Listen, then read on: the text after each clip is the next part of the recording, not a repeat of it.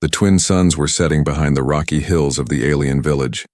The air smelled of dust and smoke from small cooking fires. Children were playing near the narrow road, while merchants packed up their stalls. It was just another quiet evening on the planet Karen.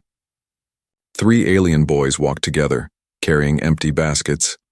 They were brothers, thin, curious, and full of energy. Their names were Ral, Vec, and Turo. They had just finished helping their mother gather fruits from the valley. Laughing and pushing each other, they moved through the crowd, dreaming of food waiting at home. But then something unusual caught their eyes. A tall human man was walking slowly along the street. His clothes were not dusty like everyone else's. His robe was clean, lined with gold threads. Heavy bags hung from his shoulders and arms, filled with things the boys had never seen before: shiny boxes, metal tools, strange bottles. The boys stopped, staring.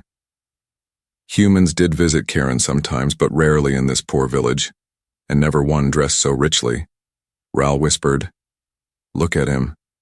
He looks like a king." Vec frowned.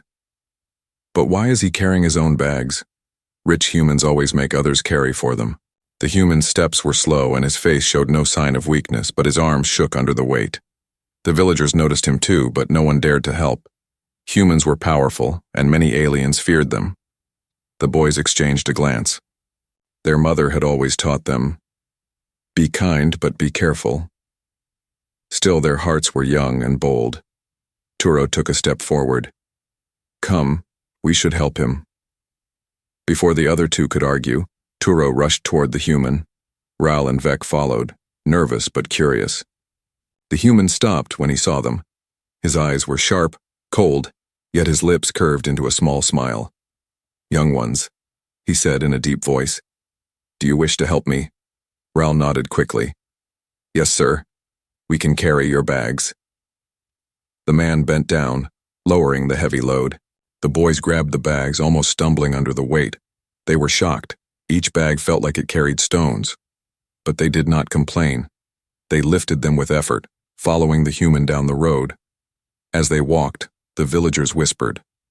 Some shook their heads, others looked away. Few dared to meet the human's eyes. The man stayed silent. His boots made heavy sounds on the dirt. The boys wanted to ask questions, but something in his presence kept them quiet. Finally, Ral spoke softly. "Sir, where are you going?" The man turned his head slowly. His gaze was like ice. "To the inn, just down this road." His answer was short, his tone flat. Ral felt a chill but said no more. After a few minutes, they reached the inn. Its wooden doors creaked as the human pushed them open. Inside, the air was warmer, smelling of roasted meat and smoke. The few customers inside froze, staring at the wealthy stranger. The boys placed the bags on a table, breathing heavily.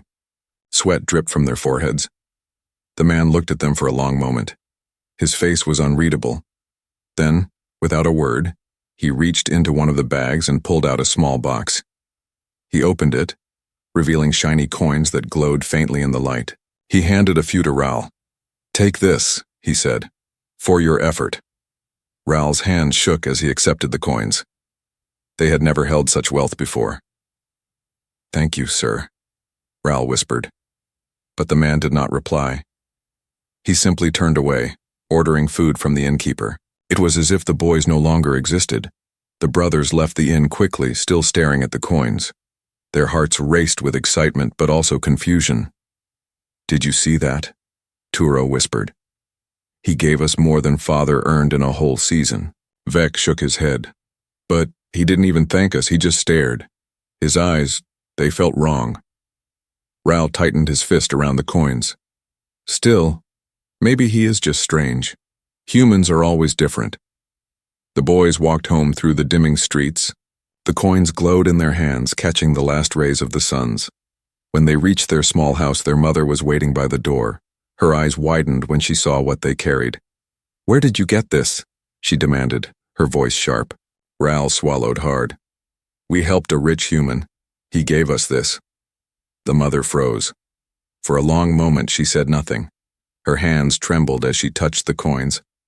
Then she looked at her sons with fear. Humans never give without reason, she whispered. The boys exchanged nervous glances. For the first time, the coins felt heavy in their hands. That night, as the family ate in silence, the mother's eyes never left the coins. And outside, in the shadows of the village, the rich human watched, their house from afar, his face hidden beneath the hood of his robe. The meeting had been unexpected, but it was only the beginning. The suns rose slowly over the alien village, painting the sky with red and orange fire. Birds with glassy wings flew above the houses, crying strange songs. The streets were waking. Merchants rolled out their carts, children ran to fetch water, and smoke rose from kitchens. Inside a small clay house on the edge of the road, the mother of Raoul, Vec, and Turo stood frozen. Her eyes were locked on the table. There, under the quay, weak light, lay the shiny coins and the strange food packs the boys had brought home the night before. She touched one coin again. It was heavy, colder than stone, and glowing faintly like a dying star. The food packs had no smell of fruit or grain, only a metallic scent. The mother's face was pale. She whispered, almost to herself, "This is not a gift. This is a chain." The three boys, still sleepy, shuffled into the room. They smiled when they saw the coins again, as if waking to a dream. "Mother," Raoul said proudly, "we helped the human. He gave us more than anyone has ever given." Vec added, "He must be kind. Who else rewards strangers like this?" But their mother did not smile. She grabbed Raoul's hand, the one holding a coin, and closed it tight. "Listen to me," she said, her voice low and sharp. "Humans do not give without reason. Every coin has a shadow. Every gift carries a price." Turo frowned, confused. "But we only helped him with bags. That is all." The mother shook her head. "That is never all." Whispers. Begin by midday, the village had heard the story. Word spread quickly. 3 alien boys had helped a rich human and returned home with wealth. Some neighbors looked at them with envy, some with pity, and others with fear. At the well, women whispered, "Why would a human reward children? Perhaps he is a traitor or a thief in disguise." No, humans are never so simple. The boys, hearing the murmurs, grew restless. Raoul tried to ignore them, but Vec's face burned with embarrassment. Turo only shrugged, pretending not to care. When they returned home, their mother was waiting. She had not gone to the market nor cooked food. Instead, she sat by the window, staring out as if expecting someone. "Why do you watch the road?" Raoul asked. Her eyes narrowed. "Because men like him always return." A strange discovery. That evening, Raoul could not sleep. The coins lay in a clay bowl on the shelf. They glowed faintly as though alive. He reached for one, curious. But when he touched it, he felt a shock, like a small sting in his fingers. He pulled back, heart racing. He whispered, "Mother was right. This is not normal." The next morning, Vec opened one of the food packs. Inside was a soft, glowing cube that smelled of nothing. Hungry, he took a bite. His mouth filled with sweetness, but then a burning taste followed. He spat it out, coughing. Turo laughed nervously. "Maybe it is human food. We are not made to eat it." Their mother entered the room just then. When she saw the opened pack, her face turned cold. She snatched it away, throwing it into the fire. The cube hissed, melted, and vanished into smoke. "Never eat what they give," she warned. "Food, coin, gift, it is all the same. Poison wrapped in gold." The boys exchanged uneasy looks.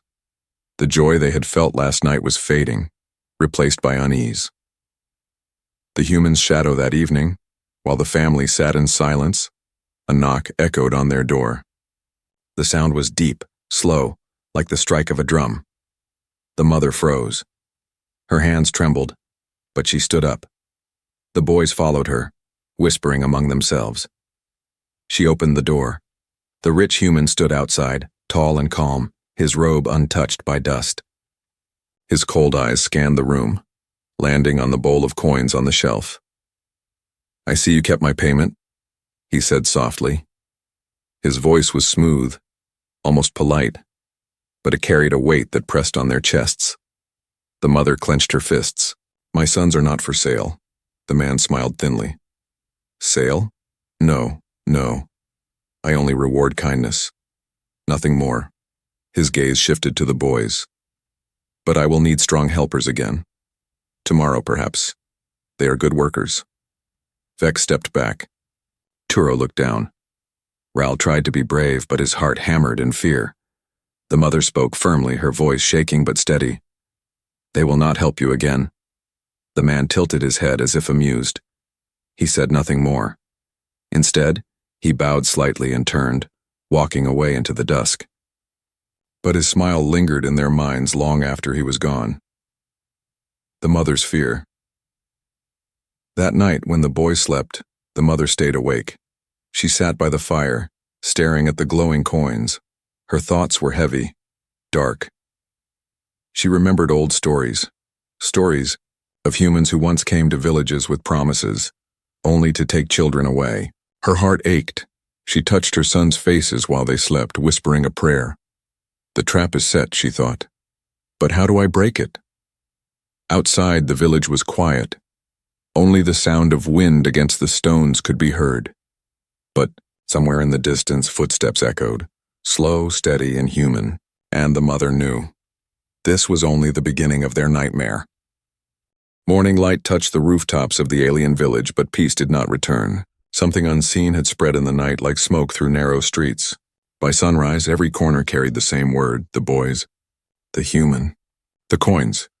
At the well, women drew water with quick hands. Their voices were low, but their eyes darted nervously.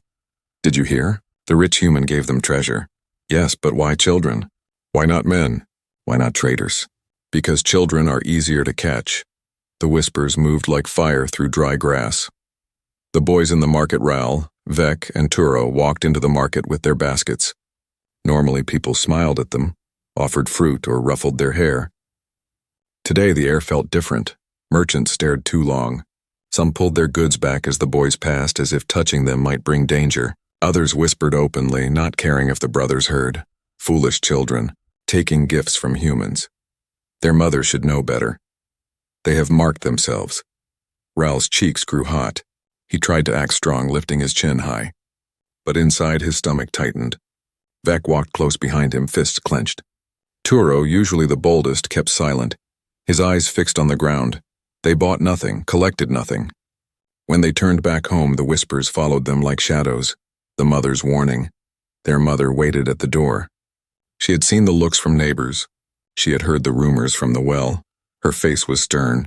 "You see now? Even kindness brings chains when humans are involved." "But mother," Vec argued, "what if he truly only wanted help? What if these coins are just coins?"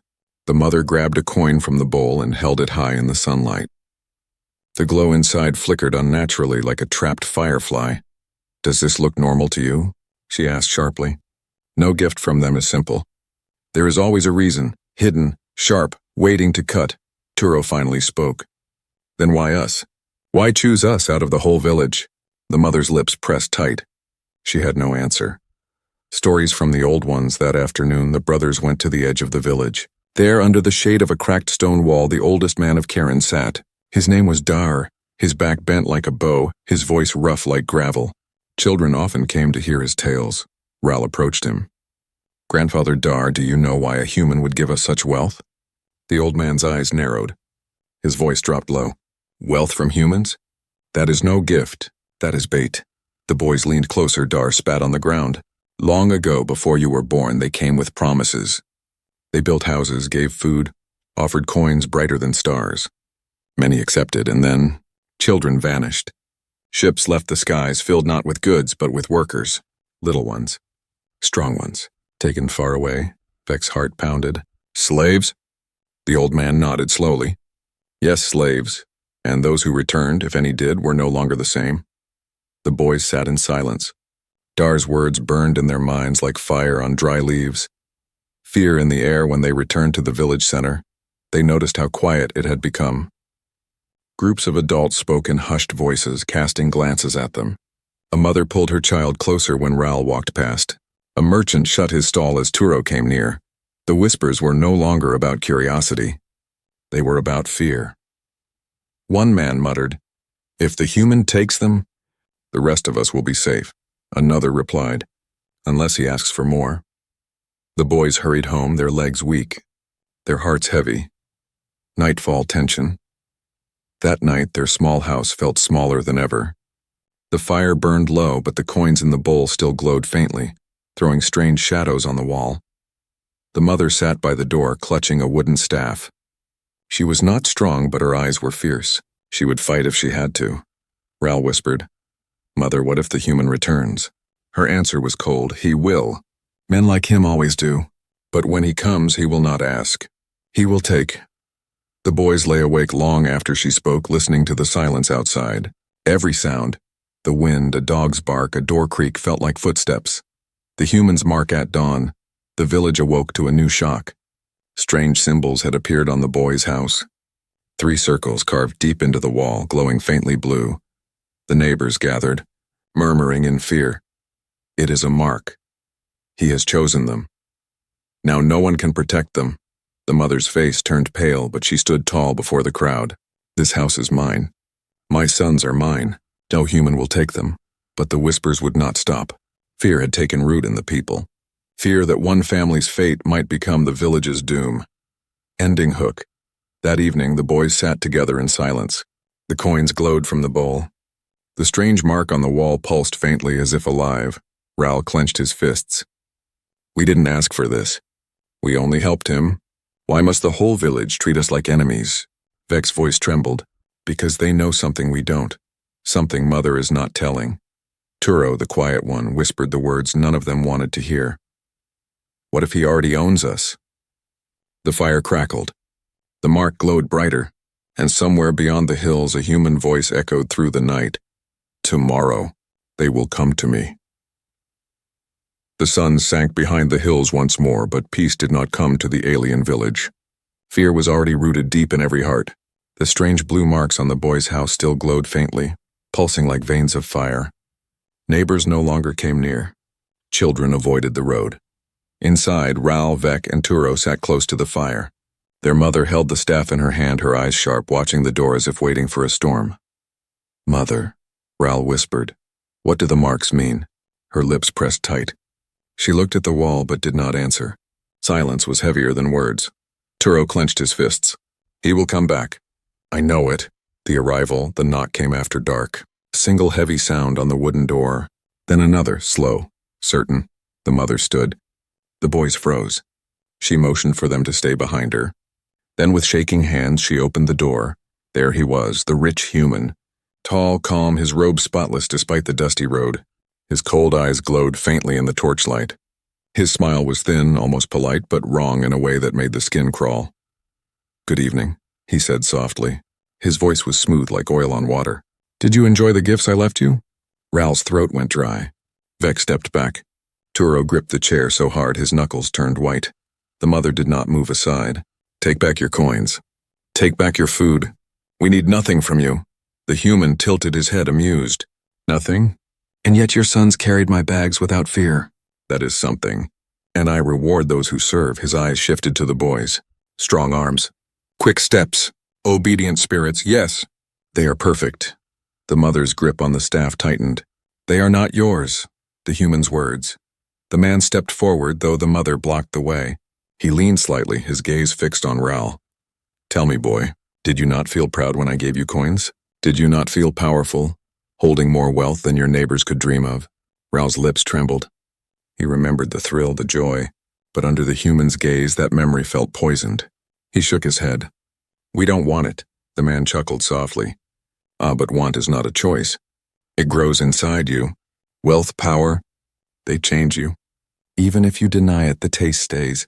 He turned his eyes on Vec. "You ate the food, did you not? Sweet, soft, unlike the bitter fruit of this land." Vec's stomach twisted. "It burned my mouth. It was wrong." The man's smile widened. "Wrong or simply different?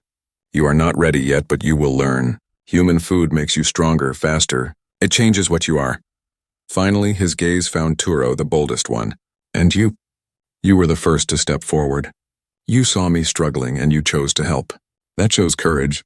That shows loyalty. I like that." Turo's jaw tightened. He wanted to speak, but his tongue felt heavy. The mother's stand. The mother raised the staff, her voice hard. "Leave my house. Leave my children." The man's eyes flickered with something sharp like hidden fire, but his tone remained calm. "You think you can protect them? You think your staff, your words, your walls can keep me away? Look at your house. It already bears my mark." He pointed at the glowing symbols on the wall. "They are chosen. You cannot unchoose them." The mother's voice shook, but she did not step back. "Then I will break the marks. I will burn your coins. I will fight you with everything I have." The man studied her for a long moment. Then he laughed, soft, cold, terrifying. "You are brave. I respect that. But bravery without power is nothing." The promise. He leaned closer, his voice dropping to a whisper only the family could hear. "Tomorrow, I will return. Your sons will walk with me. They will carry more than bags. They will carry their future. And once they step beyond this village, they will never return the same." The boys shivered. Ral felt his chest tighten. Vec's eyes filled with fear. Turo clenched his fists, trying to stay strong, but his body shook. The mother raised her staff high. "Step out of my door, or I swear I will strike." For a heartbeat, silence filled the air. Then the man stepped back, still smiling. "As you wish. Tonight they are yours. Tomorrow they are mine." He turned and walked into the darkness. His steps echoed on the road long after he was gone. Aftermath. Inside the house, the fire flickered low. The mother dropped the staff, her body trembling. The boys rushed to her side. "Mother, what will we do?" Ral asked. She pulled them close, holding them tightly. "We will survive. But you must trust me.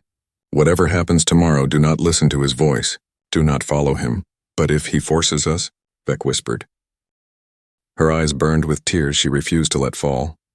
"Then I will fight until my last breath." The boys hugged her, their hearts heavy with fear. Outside, the marks on the wall pulsed brighter, glowing like eyes watching from the dark, and far away on the road beyond the hills, the human's cold voice carried on the wind. "Tomorrow, the choice ends." The next morning, the village awoke uneasy. Clouds covered the suns, turning the sky gray. Wind carried dust across the narrow roads. No one laughed, no one played. It felt as though the whole village was waiting for something dreadful. Inside the small clay house, the mother sat with her sons. Her face was pale from sleeplessness, but her eyes were sharp. She spoke in a low, firm voice. "Remember what I said. Do not answer him. Do not take his gifts, and most of all, do not follow him." Ral nodded, though fear weighed on his chest. Vec's lips trembled as he whispered, "What if he forces us?" The mother held their hands. "Then we fight. We fight with silence, with courage, with everything we have." But her voice, strong as it was, could not erase the pounding of their hearts. The humans returned by midday. Heavy footsteps echoed down the road. The villagers scattered into their homes, shutting doors, hiding behind windows. Silence ruled the streets. Then he appeared, the rich human. His robe shimmered faintly in the dim light, lined with gold threads that seemed to catch even the gray sky. Over his shoulder hung a small black case, glowing faintly blue around the edges. He stopped in front of the marked house. His cold eyes scanned the walls, then the door. Slowly, he raised his hand and knocked. Once. Twice. The mother gripped her staff and opened the door, but only halfway. "Leave us," she said firmly. The man smiled. "I came to make an offer, one that even you cannot deny." The case opens without waiting for permission. He lifted the black case and unlatched it. The lid opened with a hiss. Inside lay objects the boys had never seen. Small devices glowing with soft light, strange crystals that pulsed like beating hearts, thin rods of metal that hummed faintly in the air. The boy's eyes widened. Ral felt his breath catch. Vec leaned forward despite himself. Turo froze, torn between fear and wonder. The man's voice was smooth like honey poured on stone. "These are tools of power, human craft. With them you could lift mountains, cut stone, heal wounds. Your people have lived in dust and weakness for centuries. But with me, with these, you can rise." He pulled out a crystal and held it toward Ral. It glowed brighter in the boy's presence, as if calling to him. "Touch it," the man whispered. Ral's hand lifted before he realized it. His fingers almost brushed the surface until his mother struck the staff across his wrist. "No," she snapped. Ral pulled back, gasping. His mother's glare never left the human, the temptation. The man chuckled softly, unbothered. "Fear blinds you, woman. Why do you keep them chained to weakness? Look at them. They are curious, bold, eager. They deserve more than this poor village. He turned to the boys. His voice dropped, gentle, persuasive. Do you like being whispered about? Do you enjoy being feared by your neighbors? With me, they will bow to you. You will have wealth, respect, strength. No one will look down on you again. The word stabbed deep into their hearts. Ral remembered the villagers' stares, the way mothers pulled children away. Vec remembered the whispers at the well. Turo remembered the laughter that had turned to silence when they walked past. For a moment the offer was tempting, but their mother's voice cut through. They are children, not your tools. The man's smile widened. Every child grows. Better to grow under power than under poverty. The mother's defiance, she raised the staff high. I would rather see them poor and free than rich and broken. Leave your poison. For the first time, the man's smile faded. His eyes darkened, cold fire burning inside them. Yet his tone stayed calm. You think me poison? No, I am cure. Your world is weak, dying. Without men like me, you will crumble into dust. I give your sons a chance to escape that fate. He placed the crystal back into the case and closed it with a click. Tomorrow, I will ask again, and they will answer me, not you.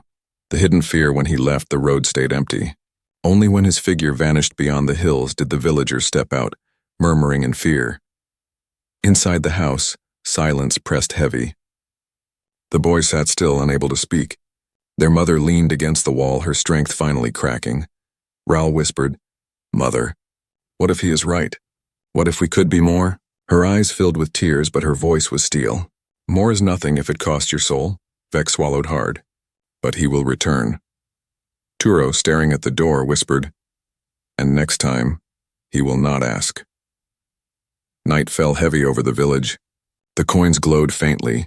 The marks on the wall pulsed stronger, and the mother's heart beat fast with fear. She knew the human's offer was not finished. In the darkness, a low hum spread across the hills, the sound of machines, faint but growing. The offer was not just words. Something larger was coming, and the choice for her sons was no longer far away. The village slept uneasily that night. Wind howled through the narrow streets, carrying dust and strange echoes. Doors were shut, fires dimmed, but no one truly rested. Everyone knew the human would return. Inside the marked house, the mother sat awake beside the dying fire. Her sons slept close to each other, restless, whispering in their dreams. She stared at the glowing coins in the bowl, their faint light dancing on the walls. Her heart ached. She knew she could no longer face the human with only a staff and courage. She needed answers, old answers that had been buried in silence. The hidden chest. When the boys finally drifted into deep sleep, the mother moved quietly to the corner of the house. Beneath the old rug lay a trapdoor almost forgotten. She pulled it open and descended into the small cellar below. There, covered in dust and cobwebs, sat an ancient wooden chest. It had belonged to her grandmother. The elders once whispered that inside were things too dangerous to show, too painful to remember. The mother knelt, her hands trembling. She unlocked the chest with a small iron key tied around her neck. The lid creaked open.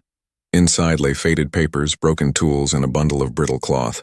She pulled the cloth aside and found old documents written in both alien script and human letters. Some words were smudged, but the meaning was clear enough.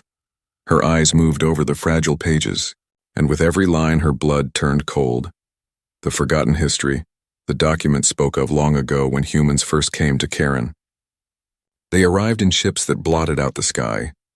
They promised friendship, trade, and progress, but the papers revealed another truth.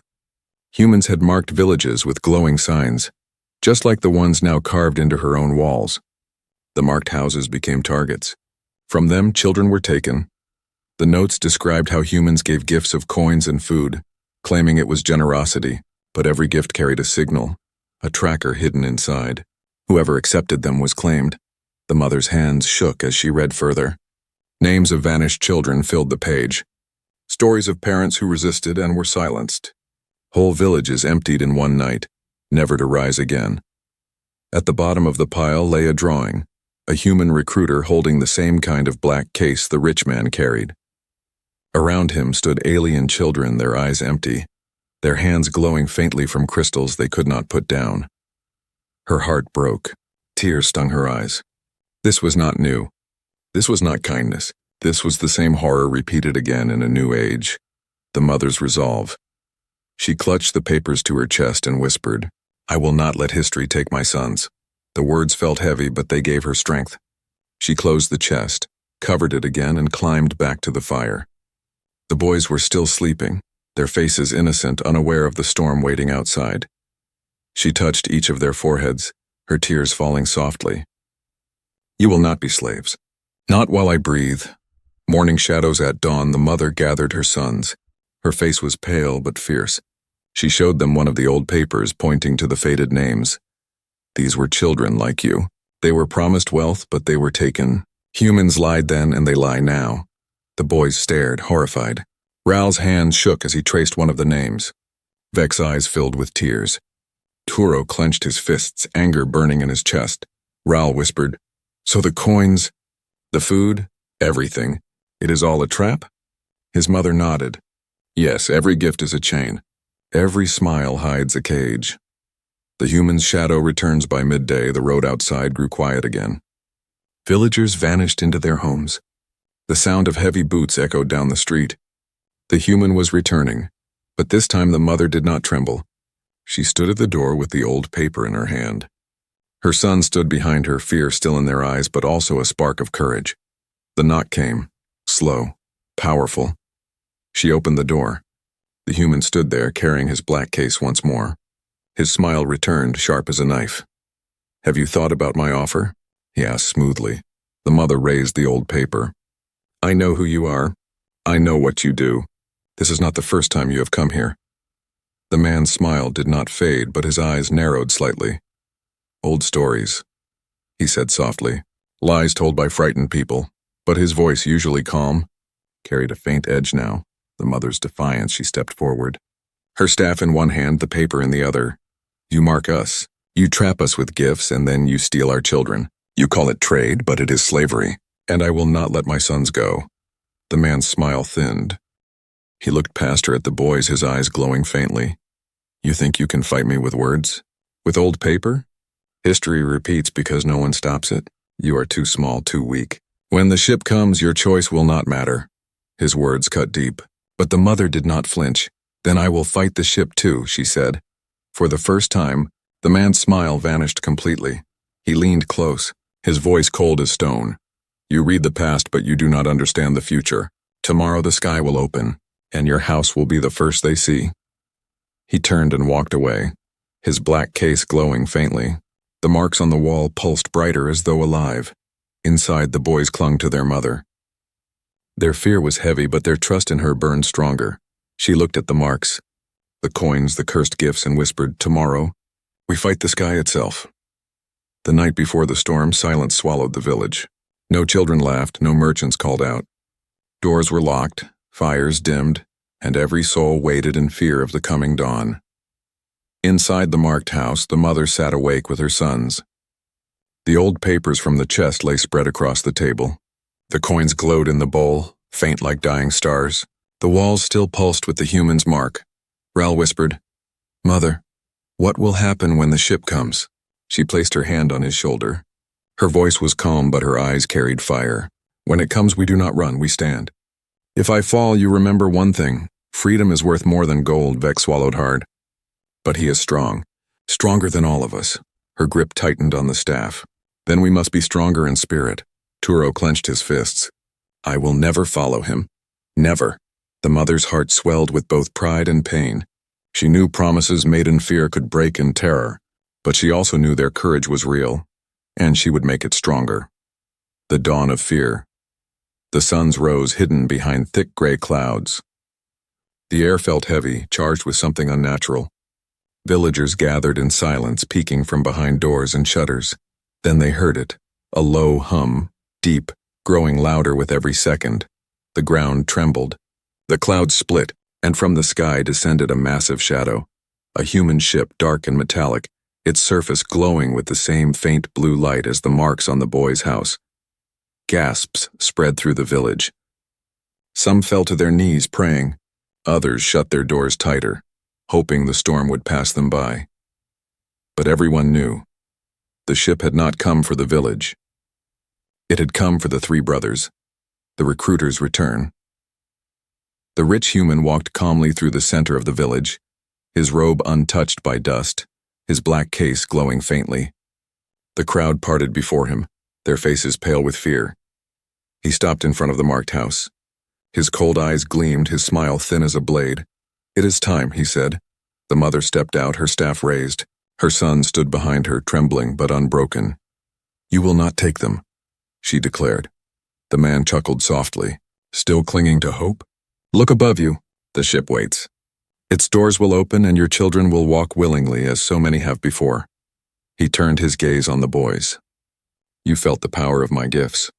You know I can give you more, a life beyond dust and fear. Why stay here when the stars can belong to you?" Ral's heart pounded. Vec's breath shook.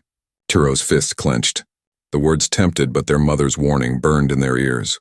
"We are not yours," Ral whispered. The man's smile faltered. The mother's stand. She lifted the old paper high, the one with the list of stolen children. Her voice rang out so all the village could hear. "Look, these are the names of those taken before. Promises of wealth, lies of progress. They vanished and none returned. Do you want the same fate for my sons? For your children?" The crowd stirred. Whispers spread. Eyes that once looked with fear now glowed with anger. The recruiter's voice sharpened. "Lies, old tales twisted by weak minds. My offer is salvation." The mother raised her staff, striking it against the ground. "Your offer is chains." For the first time, the villagers stepped forward. Not all, not brave, but enough. They stood behind the mother, their voices low but steady. "No more." The clash, the recruiter's eyes darkened.